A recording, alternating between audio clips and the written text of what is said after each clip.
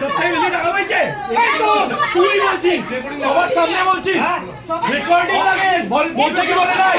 হ্যাঁ বলছে রে ভাই সাক্ষী আছে বল, আমরা বলছি সাক্ষী আছে, তুই কিভাবে বলবি?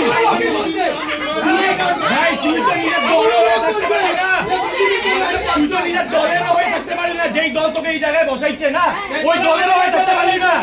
তুই আর লেকচার মারতেছিস, এইগুলা লেকচার মেখলিগঞ্জ আর মারিস না, হয়ে গেছে এইগুলা লেকচার দিন শেষ। যদি যদি তুই না না কংগ্রেস করুক, যেইটা করুক, ওর ব্যক্তিগত ব্যাপার, সব তৃণমূলের লোক টাকা পাচ্ছে। কিন্তু এই কথাটা বলা চলবে না।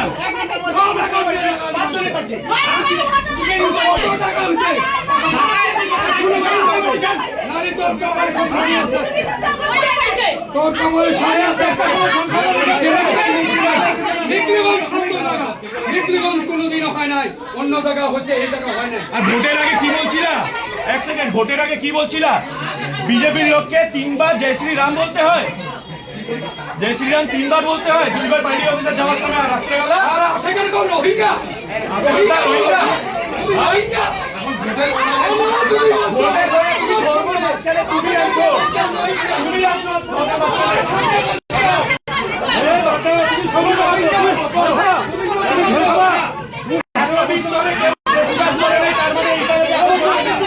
আপনি চুপ করেন।